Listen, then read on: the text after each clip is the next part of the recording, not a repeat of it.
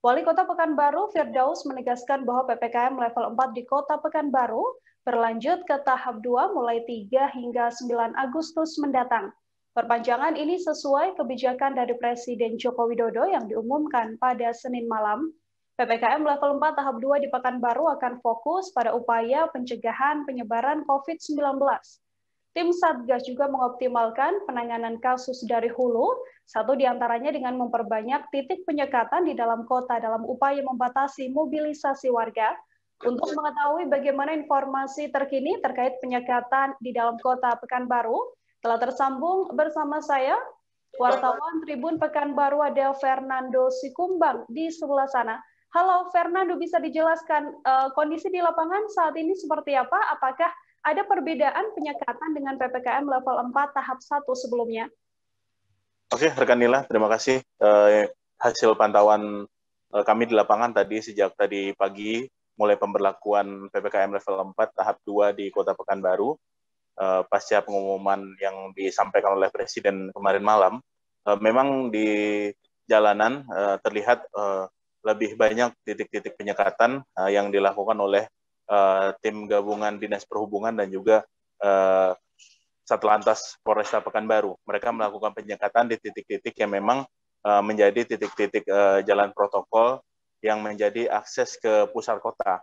Penyekatan-penyekatan ini dilakukan guna mencegah kerumunan dan juga terjadinya kerumunan di tengah pelaksanaan PPKM level 4 di Kota Pekanbaru.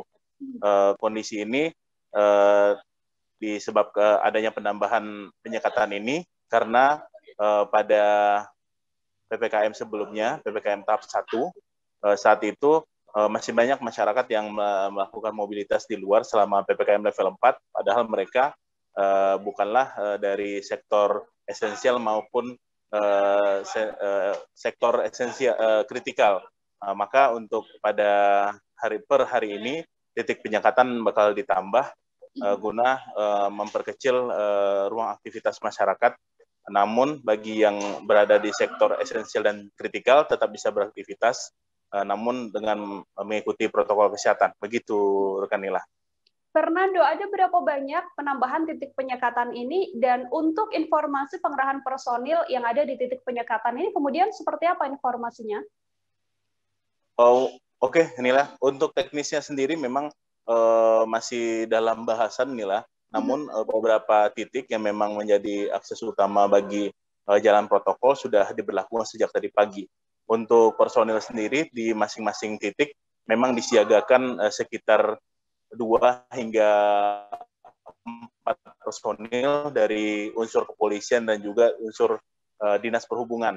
Untuk tahap saat ini sesuai dari PPKM level 4 tahap 1 ada sekitar 17 titik penyekatan di dalam kota untuk mengantisipasi adanya masyarakat yang beraktivitas di luar dan juga untuk memperkecil ruang aktivitas masyarakat yang memang tanpa ada kepentingan. Namun bagi masyarakat yang punya kepentingan dan juga dalam situasi darurat ada yang memang membutuhkan bantuan, mereka bisa mengakses titik-titik penyekatan. Dan juga bagi para pekerja di sektor esensial dan juga sektor kritikal tetap bisa masuk di sana, namun memang harus menunjukkan identitas guna memastikan yang melintas di sana tidak sembarangan orang. Begitu rekan Nila. Pengetatan juga sudah dilakukan, Fernando, seperti yang Anda sampaikan. Untuk denda sanksi sendiri, apakah sejauh ini sudah ada masyarakat yang harus terpaksa mendapatkan denda akibat melanggar peraturan yang telah diberlakukan ini? Oke, rekan Nila, data dari tim justisi yang sudah melakukan penindakan pada PPKM level 4 tahap 1 kemarin selama 1 pekan, dari tanggal 26 hingga tanggal 2 Agustus kemarin, data yang diperoleh ada denda cukup banyak inilah, dan itu tidak cuma dari perorangan saja, namun ada juga dari perusahaan atau pelaku usaha yang melakukan pelanggaran protokol kesehatan selama pemberlakuan PPKM level 4 ini. Dari tim justisi diperoleh ada sekitar denda yang terkumpul saat itu ada sekitar 9.750.000 yang terkumpul dari sanksi denda administrasi bagi perorangan dan juga sanksi denda administrasi bagi pelaku usaha yang melakukan pelanggaran. Karena beberapa usaha dan juga tempat-tempat usaha lainnya itu memang dibatasi aktivitasnya selama PPKM level 4 di Kota Pekanbaru. Begitu, Nila. Baik, Fernando, terakhir terkait hal ini, terkait penerapan PPKM ini, kemudian imbauan dari wali kota untuk masyarakat seperti apa? Oke, tadi saat ditemui saat rapat mendadak dengan sejumlah unsur jajaran pemerintah kota dan juga tim Satgas COVID-19 Kota Pekanbaru, wali kota menyampaikan dan mengimbau kepada masyarakat agar tetap berada di rumah bila memang tidak ada kepentingan sama sekali. Dan bagi masyarakat yang memang butuh bekerja dan diharuskan bekerja dalam PPKM level 4 ini, wali kota mempersilahkannya, namun memang dengan pembatasan dan juga ada penyekatan-penyekatan dan tetap menjalankan protokol kesehatan. Namun wali kota mengingatkan agar masyarakat tetap waspada, mencegah kerumunan, dan juga menghindari keramaian-keramaian, terutama di pasar tradisional. Kedua tempat pasar tradisional dan juga pusat keramaian kini menjadi pusat perhatian dari tim Satgas COVID Kota Pekanbaru karena pada PPKM level 4 kemarin di yang tahap 1 itu sempat terjadi peningkatan dan salah satu penyumbangnya memang dari pusat keramaian, diduga dari pusat keramaian, maka tim bakal berupaya meningkatkan pengawasan dan juga wali kota mengingatkan agar tim yang melakukan pengawasan di pasar dan juga pusat keramaian lebih mengoptimalkan pengawasan dan mencegah terjadinya kerumunan masyarakat selama PPKM level 4 ini. Begitu, Nila.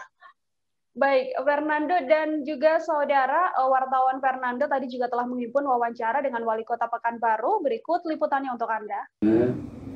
Mana yang kurang kita perbaiki di dalam penanganannya, mana yang sudah baik kita tingkatkan. Dan tentu sekali lagi berkaitan dengan pembatasan pergerakan masyarakat.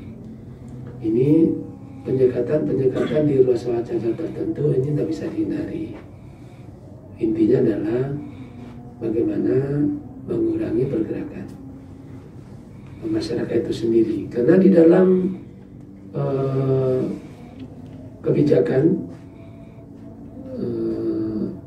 untuk berkantor itu 100% di rumah. Untuk non esensial itu 100%. Kalau kemarin masih ada kantor 25%, ini malah 100% bekerja di rumah untuk tertentu. Kemudian yang esensial tetap bekerja seperti biasa. Nah, jadi strategi yang kita lakukan penguatan dari di hulu dalam pencegahan, termasuk juga nanti tracingnya, ya. Kemudian juga baru penanganan hilir untuk perawatan. Informasi tadi sekaligus menutup perjumpaan kita dalam live update hari ini. Masih di tengah pandemi, saudara, kami kembali mengingatkan untuk selalu menerapkan protokol kesehatan dimanapun Anda berada. Saya Nila Irda beserta kru yang bertugas pamit undur diri. Terima kasih dan sampai jumpa. Jangan lupa like, subscribe, dan share ya.